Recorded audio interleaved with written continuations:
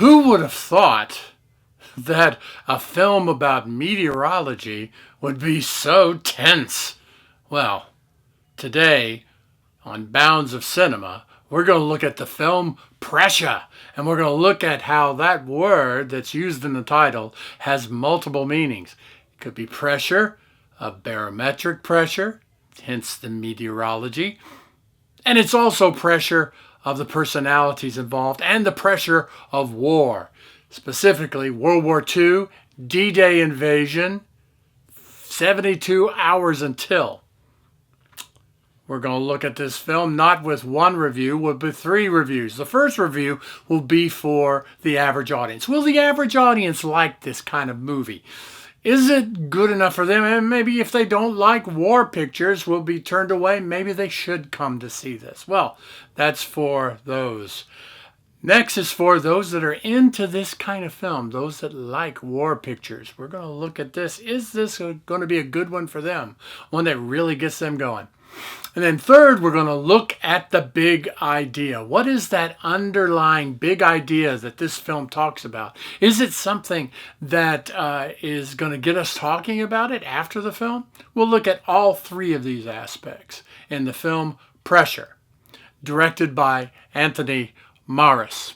First, the plot. The plot of the movie, as I said, 1944, getting ready for the D-Day invasion, World War II, and you've got Dwight David Eisenhower, Ike to his friends, played by Brendan Fraser.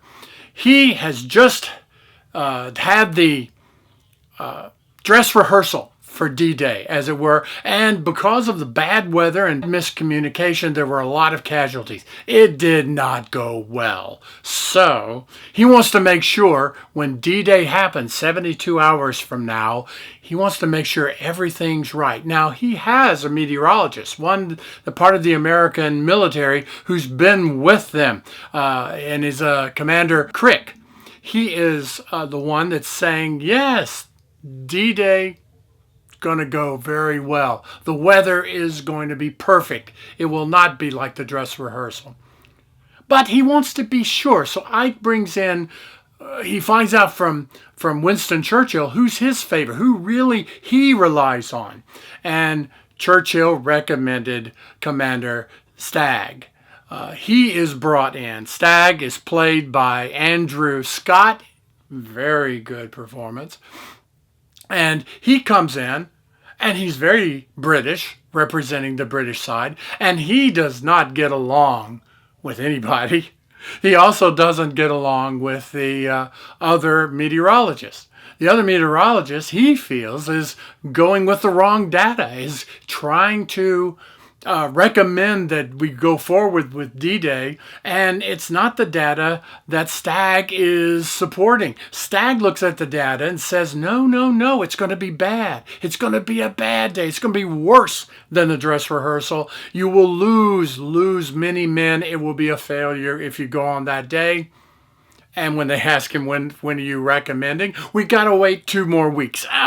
D-Day has been in preparation. They've got all the decoys out there. They've tried to misdirect the Axis powers so that they don't know what's about to happen. And if they wait 2 weeks, they'll probably figure out. There'll be leaks. There'll be spies. They'll find out. So there's a lot of pressure, hence the name, on all of the characters, particularly Commander Stagg. Now, this movie is very tense, very much based on a lot of dialogue. Well, it is based on a stage play, and stage plays tend to have they're very character driven, very dialogue heavy. This one has a lot of dialogue, a lot of people talking, a lot of people interacting, a lot of emoting from people. So you're going to see a lot of personalities there. This will be a war picture very much in the vein of Gallipoli, could be like Breaker Morant or the great Stanley Kubrick film Paths of Glory. This is one that definitely deals with the problems of war, but it also deals with personalities, the problems of decision, the problems of guilt, the problems of fear. So, how about for the average person? I think the average viewer, the average film goer will really like this film. Be able to focus on the characters, be able to focus on the personalities. Ike, played by Frazier, is very well done. I had a lot of questions when I heard that he was going to play Eisenhower. He pulls it off masterfully, does a really good job. As well as Andrew Scott bringing in the British meteorologist, and Chris Messina playing Crick, the American meteorologist. The American meteorologist who everyone loves, including Eisenhower, and against the British meteorologist who no one likes. And Eisenhower's really irritated at him. So it's a great personalities. Plus, Carrie Condon plays Kay Summersby, who is the assistant to Eisenhower. And she comes across great. She is the one who acts kind of as an intermediary between Ike and Stagg, particularly because he can't get along with a lot of people, and he makes Eisenhower mad, so at various times in this, as well as making other generals, including Damian Lewis, the actor portraying Montgomery, comes across as very angry in this, and he even comes to Stagg and says to him, "You want to delay D-Day with you saying that we should delay. How do you feel that you would be responsible for us losing the war?" I mean, that's a lot of pressure that's on him.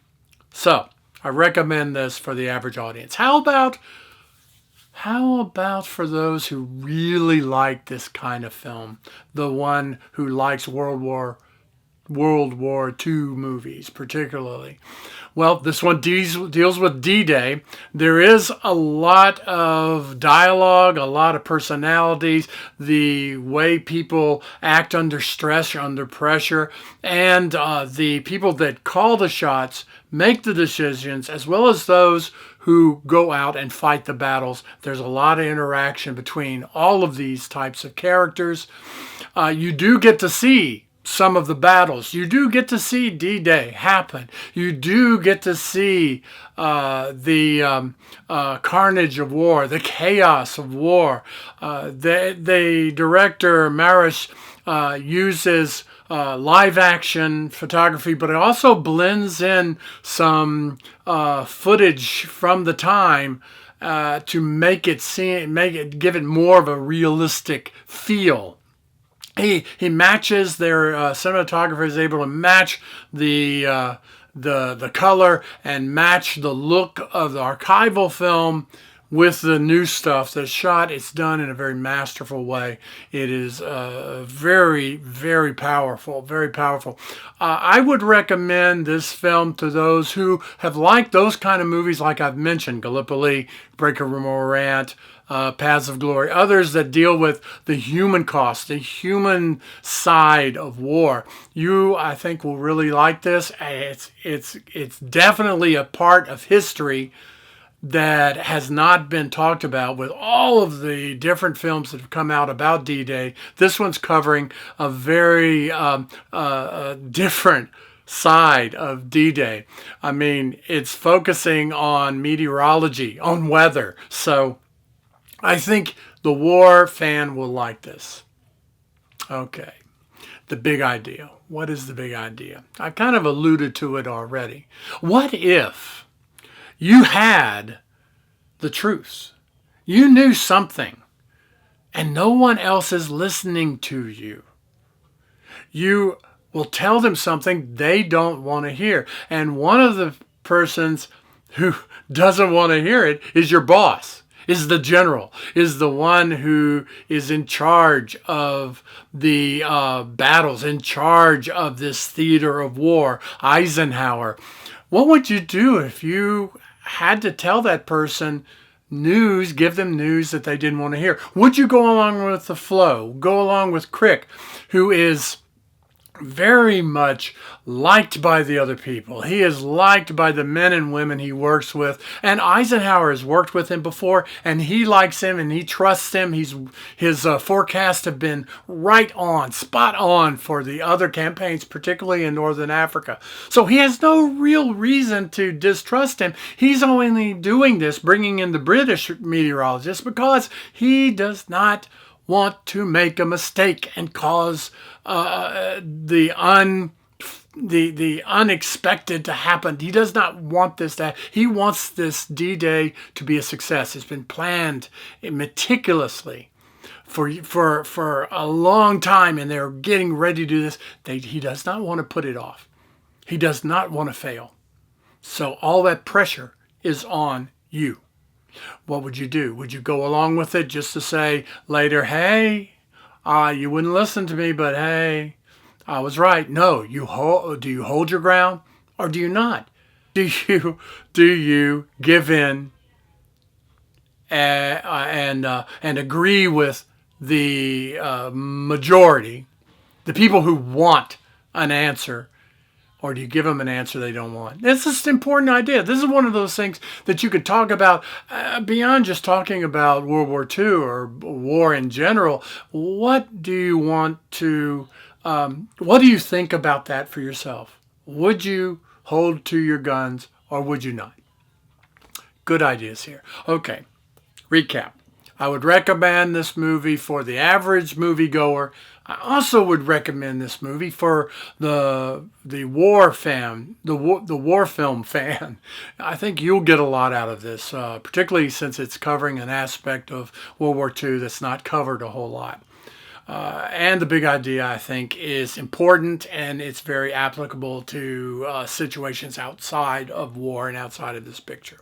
So that's where we are with Pressure. Go see it. Now, please, since you've been, thank you so much for being with us so far, watching this video. Please like this video so it will go out to others, and subscribe. Get on this subscription so you find out new reviews that are coming. So join us again for another 3 film reviews from Bounds of Cinema.